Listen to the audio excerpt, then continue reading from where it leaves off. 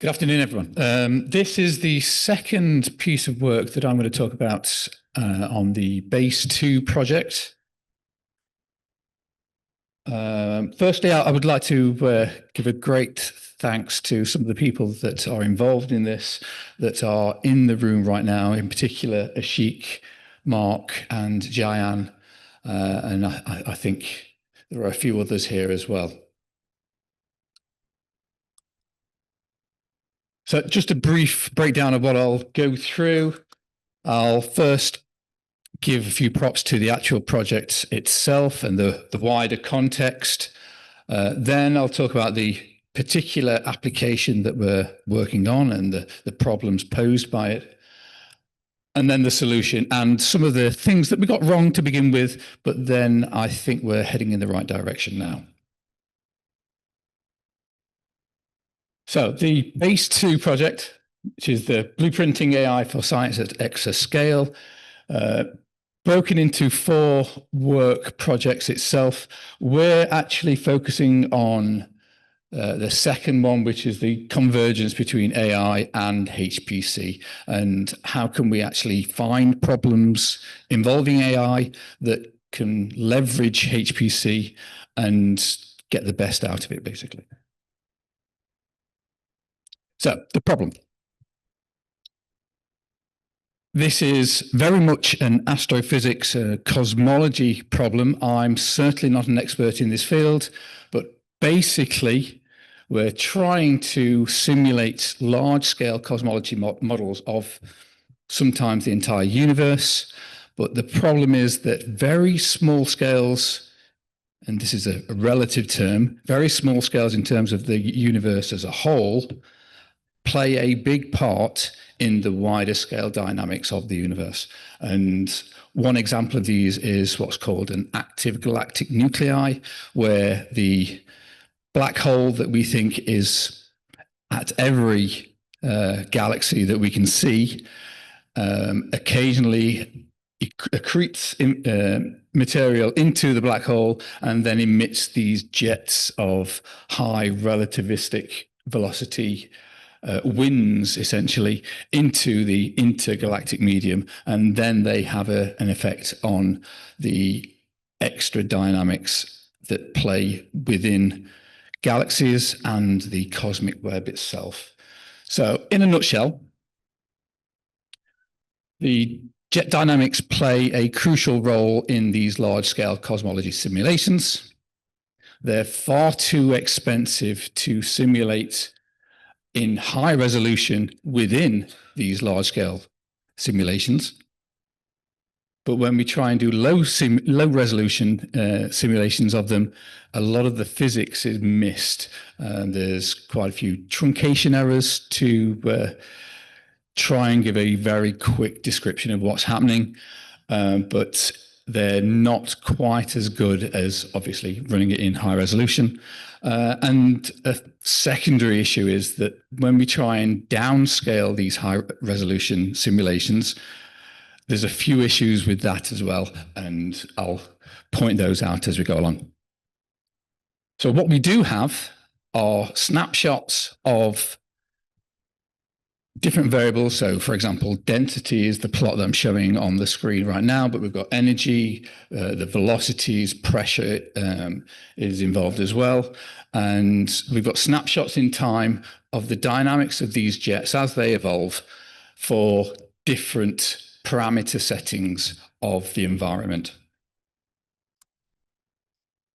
The approach we've tried to come up with, the clue is in the title of the talk. We want it to be resolution agnostic, and we're wanting some sort of non-linear representation of the dynamics that are moving from one state in time into the next.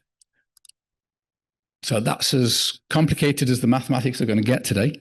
So we're trying to find a function that maps the state at one time into the state at the next time step.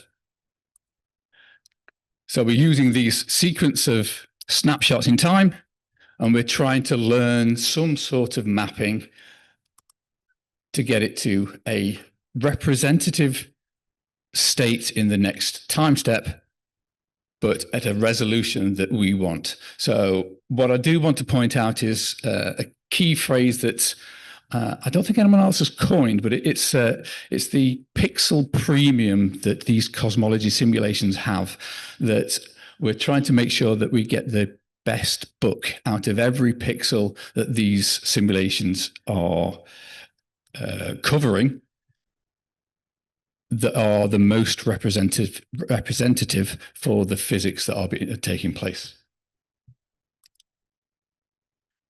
So the architecture that we're using is what's called a deep operator network. We're trying to learn the operator that is mapping one function into another. And these are quite widely used right now. They seem to be very popular. And the great thing about them is that they're not only learning a mapping from one variable in time into the next, but they're also learning a representation of how the position and the geometry of where those variables are measured is also having an effect. And essentially, there are two neural networks joined together. One's learning the actual variables themselves, and the other's learning the geometry or the grid or the moving mesh, which for those that are in the know, Arepo is a proponent of. One of the problems in practice is when we try and learn this large scale operator, we incur something called spectral loss. And essentially it's the machine learning model trying to learn everything all at once. And it combines things that are really not involved in moving from one time step to the next. And it's a case of we could try and make the model more representative, have many more weight parameters, and make it bigger and bigger and bigger in order to try and learn everything all at once. But the problem is that it takes longer to train, it's more complicated, and it takes up more energy, which is a key important topic of today's discussions. Just as an example, this is what we started off seeing. The model is trying to learn everything all at once. We tried breaking it down into different chunks and then learning the representation for that. And we were still not getting something that was quite representative. We also tried learning a general model for the wider environment, and then the finer scale model where the dynamics were happening at the center of the region of interest, in this case, the black hole itself. And we were getting a general picture, but a lot of the fine detail, a lot of the fine structure was not being captured. And another point to address is these were specific to certain settings that the simulations were run at the time. If we wanted to train a model on a different setting, in this case, something called the Eddington ratio, which is a measure of the luminosity of the jet itself, we had to retrain the model on this new set of parameters. So the final approach that we settled on, we've called neural flowjet, which I think is quite a fancy name.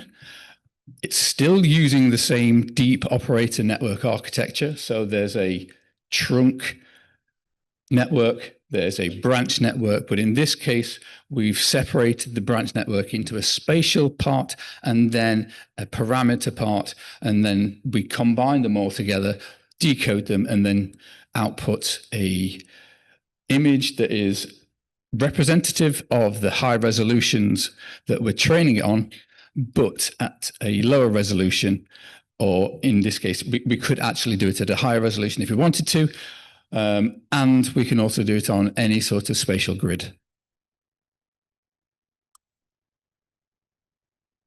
In order to overcome the spectral bias problem, instead of trying to learn everything all at once, we learned just a small sample of these snapshots and then moved on to the next time step and did a time stepping set of models. So instead of having one model for the entire sequence, we've now got a sequence of models that can learn a much more detailed structure of the dynamics and mitigate this spectral bias. The great thing about that is we could have smaller models, and we actually went down to about 8,000 parameters, which in machine learning circles, that's tiny. Because they're tiny, we can train them much more quickly. And most of them were converging to a level of accuracy that we were okay with in about 100 epochs, which again is very, very small. Better still, this is embarrassingly parallelizable. We could do essentially all the sequence of models almost all at once. And being able to leverage HPC on this is where the key speed ups occurred. We used Tersa in particular, and we were almost able to do all of the models all at once with a few extremities that we needed to train separately. On top of that, we now have, instead of a model that learns the sequence, we've got a sequence of models, and we can actually learn a low-dimensional representation of the weights of those models and then try and analyze how they changed over time. And the great thing about that is that it revealed some hidden structure in the dynamics of the jet, and it reinforced some of the understanding that the data was also showing the transition periods from one phase into another in the jet dynamics were also being picked out by this type of analysis. And the lighter regions, the lighter bands in this correlation plot showed where the dynamics of the jet changed. So for one example, where the jet transitioned from the central medium of the black hole galaxy itself and then moved into the wider intergalactic medium, this was picked up by this particular plot. So a few results and animations to show you. We were able to get a improvement in average density over what's called a KD tree algorithm, which is a nearest neighbor algorithm, and it's prevalent in astrophysics for generating visualizations. We were able to improve on the identification of the emergence of the jet emitting from the black hole. And on top of that, we were able to actually get a great speed up in terms of 1,000x speed up in terms of inference time. Just to point out on these plots, the black lines are the actual high resolution images that we trained the models on. The blue line is our result, and the red line is the KD tree result. And what we observed and what was known in general is that this particular downscaling algorithm overrepresented high density regions. So it was showing areas of high density when that wasn't the case when we ran the simulations at high resolution. However, our results were much closer to the high resolutions without actually doing it in the first place.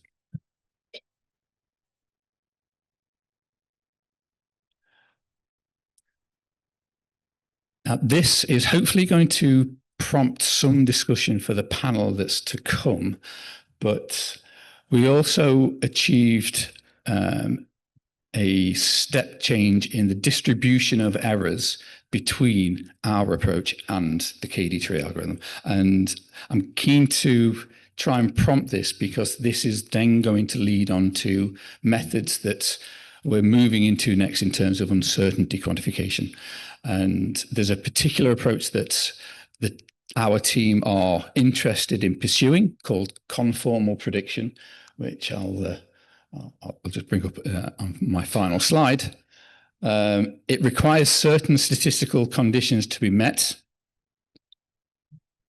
These conditions we can show, if I go back, in terms of the distribution of the errors that we're seeing. But what's great about this particular approach is it's distribution free. it's model agnostic, and we get theoretically proven coverage guarantees for the uncertainty intervals that it gives.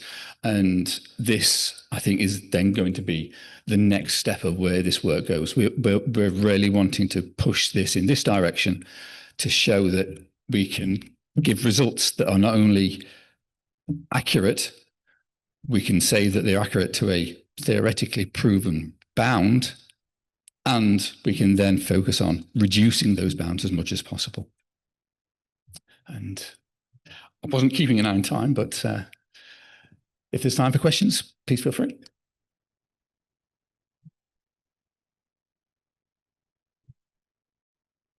Thank you, Craig. Any questions? Yes, sir. Thank you very much for the talk, Craig. I think you mentioned having a combination of sort of manual model and then some machine learned things. Have you actually sort of looked into that a bit more? If you had a classical physics approach around the region of interest, and then the machine learned models for more distant, less interesting areas? It was actually a machine learning model for both. We tried to generalize for the wide areas, which were not very dynamic and much easier to train on. The central region was much more dynamic, and it was harder. We needed a lot more training or a much bigger model. But what we actually found was just making smaller models and training on smaller sub-samples of data actually got us a better result. Thank you. Yes, sir.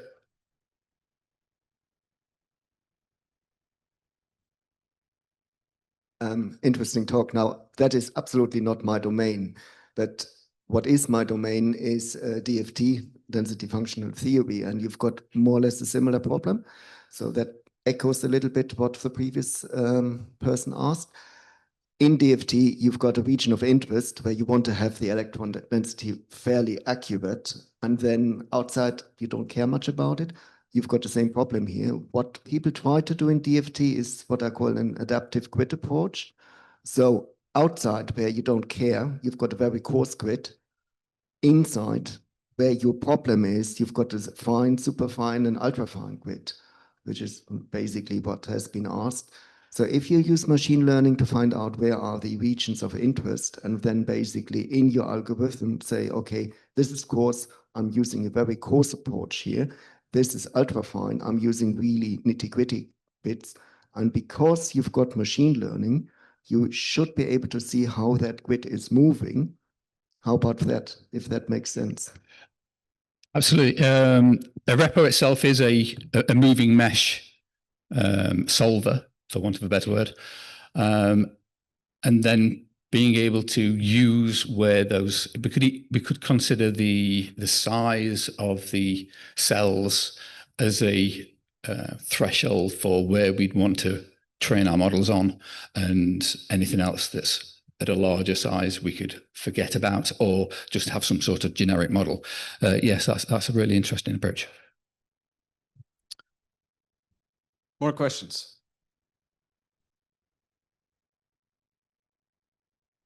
No? Okay, thank you, Craig. Thank you.